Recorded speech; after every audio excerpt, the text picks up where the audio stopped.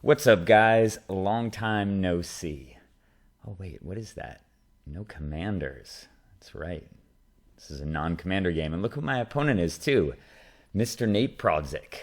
Yes, it is time for a little bit of Canadian Highlander, which is something I've actually been playing for quite some time, and I felt like some games of it were long overdue. I know that Nate has posted quite a few videos on his channel recently that many of you may have already seen, including some games that he played against me in the early stages of this testing process. But we've both been exploring the format for quite some time. Me, probably about 3 weeks longer than Nate, but I think at this point he's probably thrown a great deal more time at it, as is his wont. But that doesn't mean I haven't stopped thinking about the format or playing it. I just have been busy doing other stuff and hadn't had much of an opportunity to play online.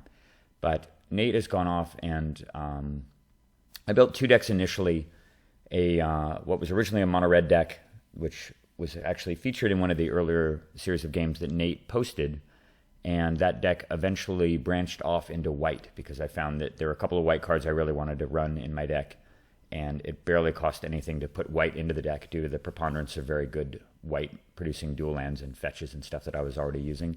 And I felt that the white mana component not only gave the deck more tutoring for key cards, but it also shored up some of the primary weaknesses that mono red has, and I feel has made the deck a hell of a lot stronger. And then the other deck I was playing and working on was just simple Jeskai mid-range, which is kind of one of the stock decks in the format. A lot of tournaments see Jeskai decks do well, and it was kind of what I arrived at after trying initially, I think, a 5-color build, and then a 4-color build, and then an Esper build, and then finally arriving at Jeskai as being what felt like the best mid-range version of the deck, which is kind of in line with what other people working on the format have also concluded. But in the meantime, Nate went off and built his Mad Scientist deck that I got to test against a bunch, and haven't actually played any games with that against him. But his Mad Scientist deck was this 5-color concoction that on paper just looked hilariously combo-oriented, not focused, and so on. But every time we played the deck, it just came together, and it was really remarkable how much genius was rolled into the design. It was really cool to watch it, and it manhandled the Jeskai mid-range deck, just crushed it. You just felt like you had no chance. Having played the red-white deck a bunch against it, I feel like the red-white deck is certainly favored, although sometimes that 5-color deck just gets draws you can't handle. But this match actually is not going to feature either of... Well, actually, it'll feature one of the decks, the red-white deck, which I'll be playing, and then Nate's latest creation, which he's been working on for several weeks now, an attempt at an honest control deck, which he, I think, started as 5 colors and went down to 4, and then switched to just plain Bant, which is what his current version is. So he's playing a Bant control deck that's based around the mighty Oath of Druids, which is one of the strongest control-oriented cards that's ever been printed, and does completely bonkers things, particularly in a format that runs tons of tutors. And even though many of those tutors are essentially restricted in Canadian Highlander, I mean, everything is restricted, but they're harder to use because they require points. And actually, I suppose for people who aren't familiar with Canadian Highlander, I should give a quick explanation for it, as quick as I'm capable of doing. But basically, the format is singleton 100-card vintage. But in lieu of a restricted list, which is what vintage normally uses, Canadian Highlander has, because every card is, of course, restricted, it has a point allowance. You're given an allowance of 10 points, and many of the best cards in the format, particularly all the greatest hits of all time in Magic, many of the cards probably in the top 20 list of all time, cost points to include in your deck. And the point totals can vary anywhere from 1 all the way up to 7 is the max. And I think currently there are only 3 cards that cost 7. I think it's certainly it's Black Lotus and Ancestral Recall, and I think that the third card, which they just made 7 points, I think is Time Vault. Because, of course, Time Vault can prove to be very problematic with all the ways to untap it and fetch it, and just giving you infinite turns against lots of decks that can't really interact with artifacts. And it's clearly one of the most powerful strategies, which is why they up the points level on it. And then lots of other cards. Obviously, the power all cost a fair number of points. Moxes are 3, Soul Ring is 4, Mana Crypt is 4. Some of the other big point cards. Strip Mine was recently elevated to 3, which I think is a little aggressive, although it was probably being played in nearly every deck. And there's lots of ways to recur it, of course, with Ren and 6 and Crucible of Worlds and Ramanop Excavator and Life from the Loam. There's just lots of ways to set up Strip Mine lock, so that may have been the reason why they did it. There's a lot of cards that are only 1 point, which strike me as being undercosted, probably. Mana Drain, Balance, Mind Twist, and Library of Alexandria are all 1 point. And I'm just doing this from memory. I don't have the list in front of me. You can certainly go and just Google points list for Canadian Highlander if you're curious to know the exact point allocation. But cards go on and off the list all the time. And yeah, it's a really neat format. It's been really fun to play and experiment with it. I always have loved singleton formats. In fact, it's what I played before I started playing Commander. They used to host both, well, originally 100-card singleton and then 60-card singleton on Magic Online. And it was pretty much legacy at that stage. And that's actually how Nate and I started building our singleton decks together. And then once, of course, we discovered Commander, that kind of became the thing to play. Plus, they stopped hosting those singleton games online anyway. So Commander just became the de facto go-to format. But anyway, I've talked for 6 minutes and haven't even gotten to the game, so let's do this. Nate wanted to test his Oath deck. He's been playing against a bunch of people on Discord and had not played it too much on Magic Online. And of course, I've got Canadian Highlander decks built online that I've been using for a while.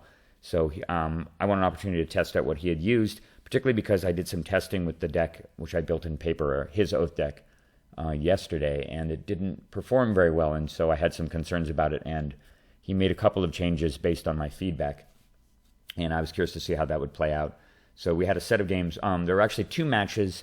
Unfortunately, the first match is just really one game due to games 2 and 3 of that match, with us both mulliganing to oblivion. I drew unplayable hand and then no land, and went down to 4, and then drew another hand with basically 1 land and a bunch of garbage, and realized I was going to mulligan down to 4 or to 3, and I didn't really want to do a test game with a mulligan to 3. So I just called that game, and then Nate mulligan to 0 on the following match, or the following game. So we only had 1 game to go, and that is the game that's going to be featured here, which is a hell of a game, and showcases a lot of the effectiveness of both decks. The other games in the other series are way better, which I'll record next. So let's get going. Oh, this format is of course 20 life format, as it's a singleton format. So here's my draw right here. I've got one of my point cards in hand already, the Mox Ruby, which is 3.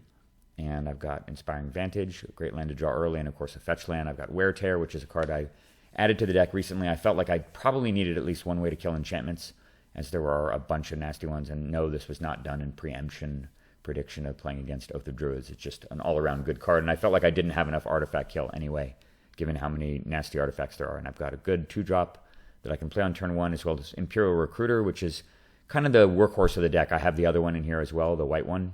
I think it's called Recruiter of the Guard. And both of those guys fetch a chain, which results in you generally getting Stoneforge Mystic, which gets either Sword of Fire and Ice, Umezawa's Jitte, or Skull Clamp, depending on what thing you need at the moment. And I feel the flexibility of those 2 cards, even though they're a bit slow, can dig you out of a lot of holes and shore up a lot of weaknesses that the deck has. Basically, not drawing enough cards, or getting blocked by big creatures, or just needing to deal with a lot of things on the board, or needing to gain life. It just sort of accomplishes a lot of different goals.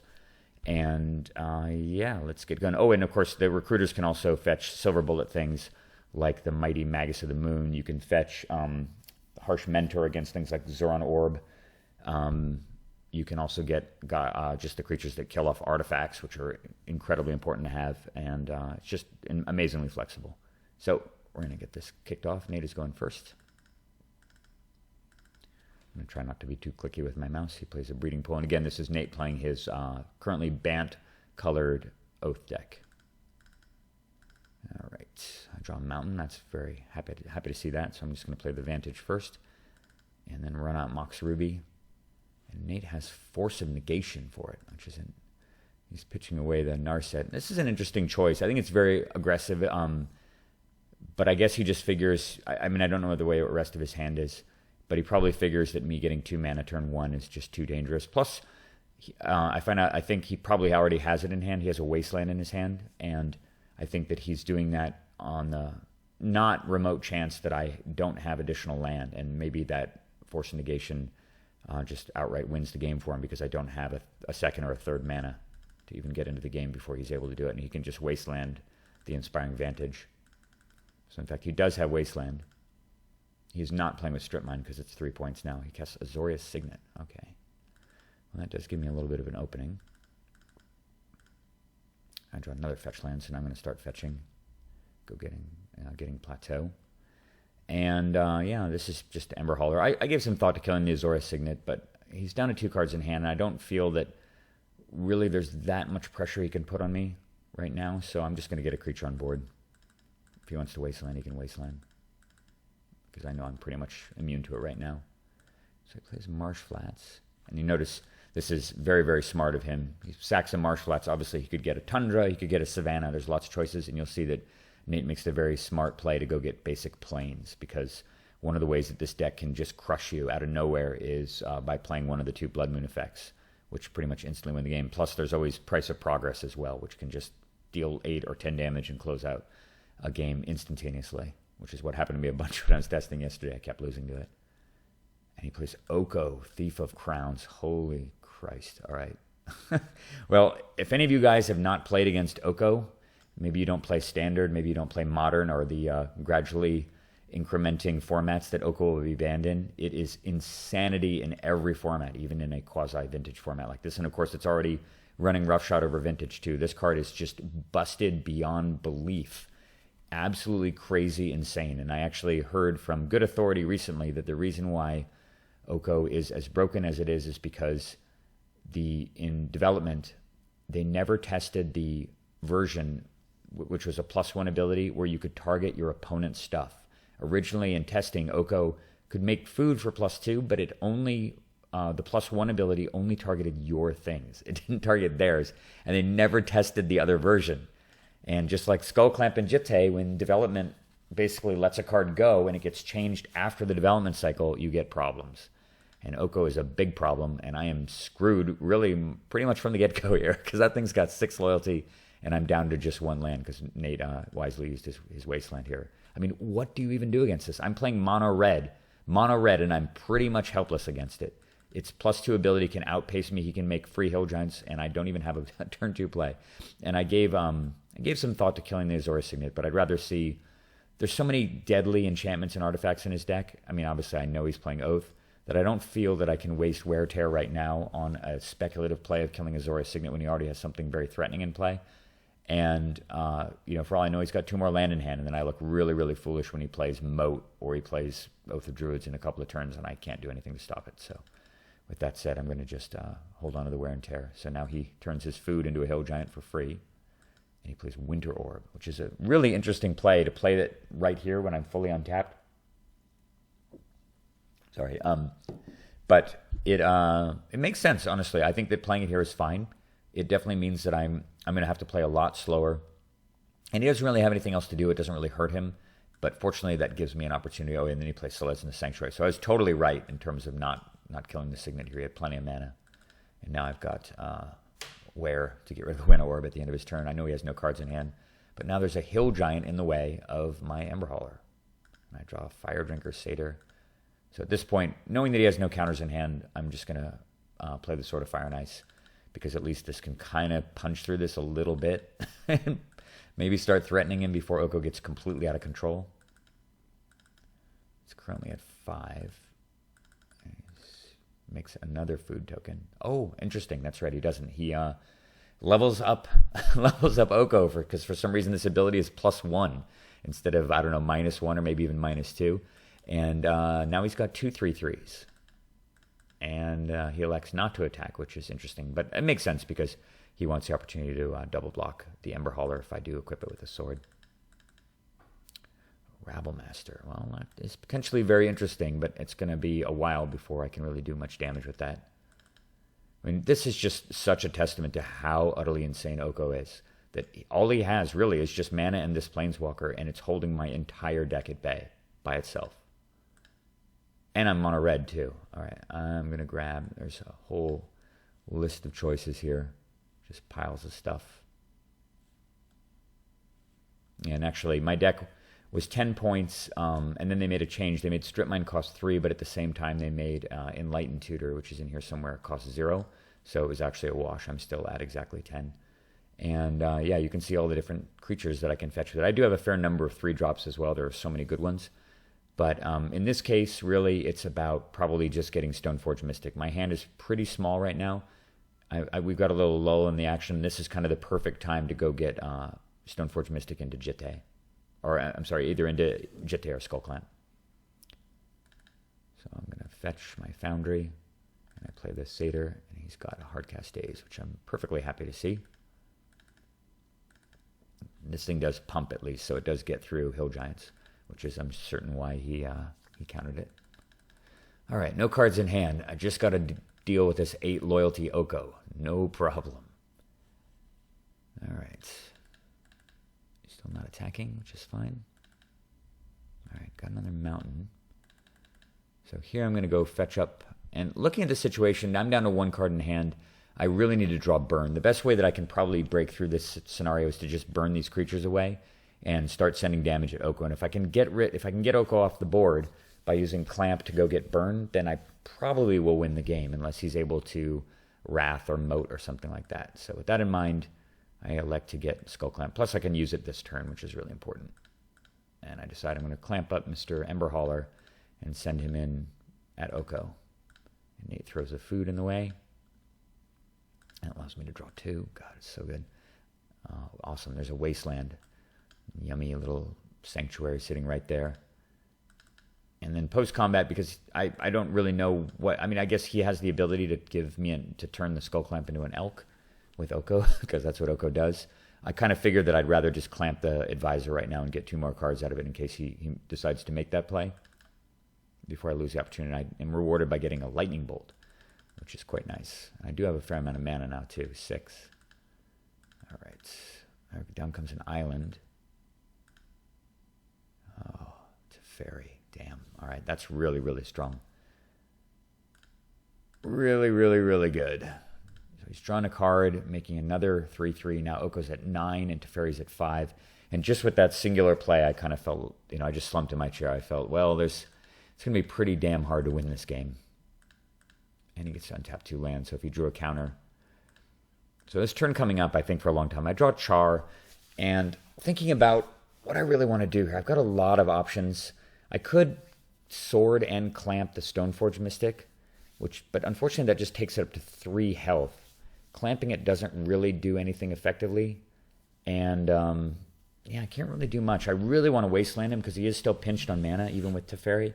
If I can Wasteland the Selesnya Sanctuary, it just drops him down to 3. And his deck's a lot less effective without double white and with only 3 mana in play. So I'm pretty sure I need a Wasteland.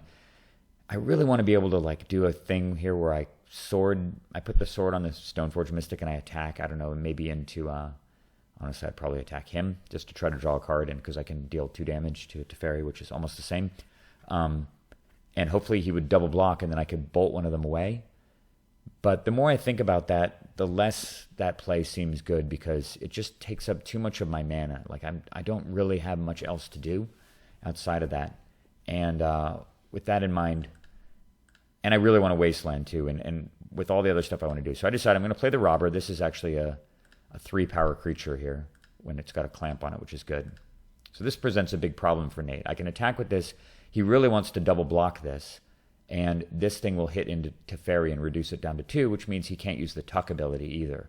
And if he can't use the Tuck ability, then these artifacts are going to stick around at least for, 1 turn probably. So I figured this way, even though this means that I can't bolt. And maybe I was wrong to leave the Wasteland up, and I should have left a red mana up, and I could have blown both of his guys away. But it was kind of just a tough decision. I decided I wanted to just strip mine early, just to see, in case he's got an enchantment or artifact kill or a creature kill during combat. And now I'm sending them both in. This is, of course, going at Teferi, and this one is going at him. And he does the exact right block, which is to double block. I'm going to kill the food over the Azorius Signet here. And the reason is that I don't want the Signet in the graveyard. Given how pinched he is on mana, and I know he's playing a flashback regrowth card, he could regrow the Signet from the graveyard and get mana that way potentially. So I don't want that to happen. So I'm just going to kill the food off. That does kill off Stoneforge Mystic, but at least it takes Teferi down a peg. And now he's down to just 3 mana. Oh my god, he has Enlightened Tutor. That's so crazy. And then he draws the card with Teferi. And yeah, down comes Oath of Druids. And it's going to be a pretty tough spot here. And on top of that, he does the play that I expected he would do. He transforms my Skull Clamp into a frickin' 3/3. So even if I'm able to kill off Robber the Rich, there's almost no way that I can stop the Oath from triggering. And as I'm sure anyone who's played against Oath of Druids knows, if Oath gets triggered, bad things happen to you. All right. Game on. Mountain is good. Whew. Okay, a lot to consider here. I do have the ability at least to crash in and finish off Teferi, which will be quite nice with the Skull Clamp guy. And I figure, well, there's nothing I can do realistically to stop him from oathing. I'm just going to have to go with a plan that involves killing off both of these planeswalkers and just hoping I can deal with the oath creatures. Because as far as I know, he's playing 2 in the deck. He's got the Imperial Archangel, a 5/8 shrouded blue-white-green creature for 8 mana, where all damage dealt to the player, all dealt to the angel's controller is dealt to the angel instead. So unless you're able to deal 8 damage between your creatures and burn to the opponent in a single turn, the angel doesn't die, and it protects all of his planeswalkers, and it protects, well, I guess you can still attack planeswalkers directly, but it protects, it used to be much better. It used to protect planeswalkers from burn, back when burn used to be redirected. Now you don't do that anymore. You can just point it straight at planeswalkers, but it used to be better in that respect. It does, however, give you a huge life buffer and a shroud, so it's unkillable as well, unless you can deal tons of damage. And he's got Dragonlord Dramoka in his deck, which was a suggestion I made after the Mono Red games, because he had the hexproof Sphinx of the Final Word in play, or in the deck before. And while that card is amazing against control, I felt like his deck was already probably pretty weak against aggro, and not having a life gain source in your creature was a big problem. And a 5/5 Shroud creature against Mono Red that's blue is just honestly kind of terrible. It just doesn't do enough to deal with the creatures that are hitting you in the face. So one of those creatures is coming to play next turn. I'm hoping it's the life. I'm not the lifelink one. I'm hoping it's the Imperial Archangel, because at least I have Sword of Fire and Ice and I can attack through it. He is at 19 though, so it's going to be an uphill battle. So I'm going to play the Rabble Master here. First of all, I equip those guys 4/4. And I bolt away the Elk. I need to do that in advance of knowing whether or not he has a counterspell in his hand, because it's going to change what I do here. And then, of course, I'm going to play the Rabble Master. Makes a dude. And I think about this play for a while, and I realize Oko's so tough, I probably can't really beat him down with 1/1. So I'm just going to try to deal some damage to Nate. These two are going at Nate. That's going to hit him for 5. And I'm going to be able to do a subsequent bolt off the Sword of Fire and Ice, and I can maybe use that to deal Oko, and of course Skullclamp's going to take down Teferi, or Skullclamp's going to kill Teferi, because that's what Skullclamp does.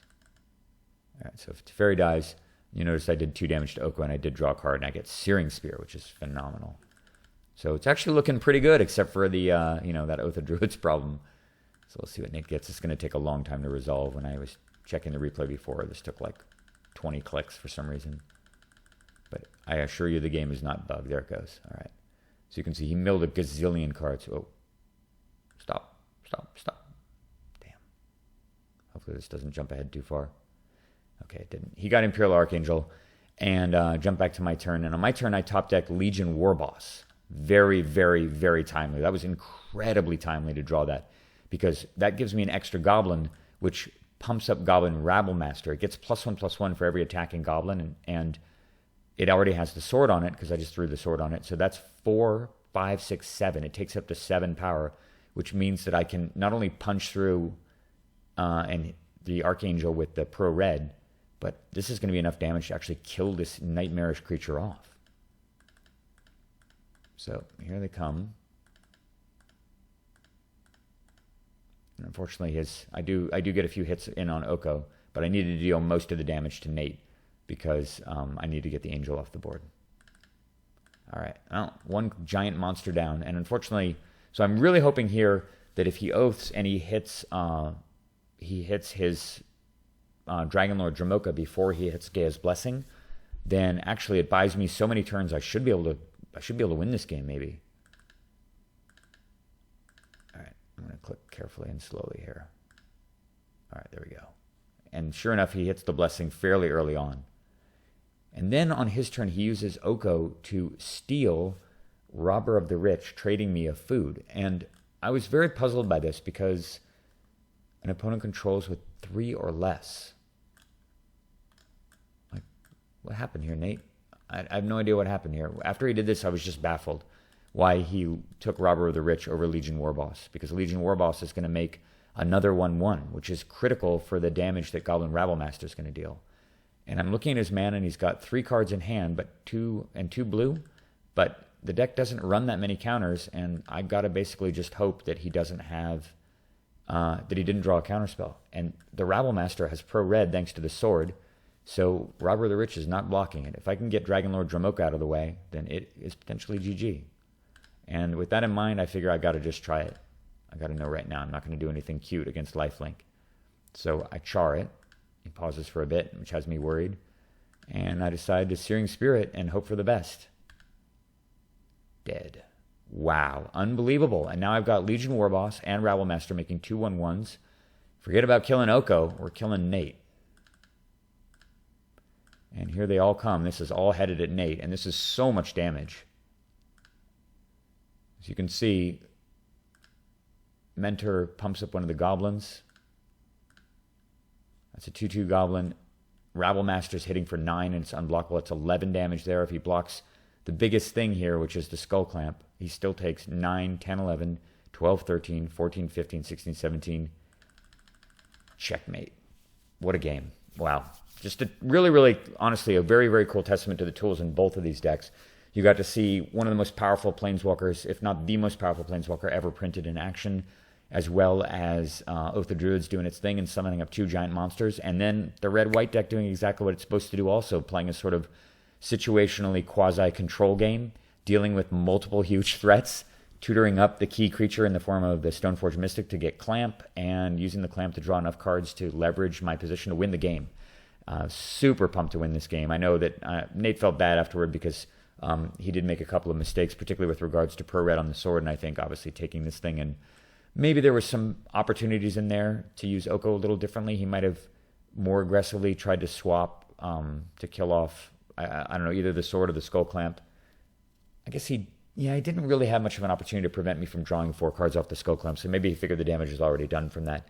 But he didn't really have that much of a window to use Oko's ability to transform one of these pesky artifacts into a creature. And I was able to get enough stuff on board and take the game. Unfortunately, as I said before, games 2 and 3 didn't turn out good, but we've got 2 more games from the second match coming.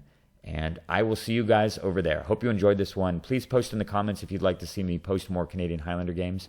It's kind of a neat departure from Commander, but it keeps kind of a lot of that authentic Commander flavor at the same time, because it is almost the same card pool, and it has, obviously it's a singleton format. So harkens to that quite a bit, and see you soon.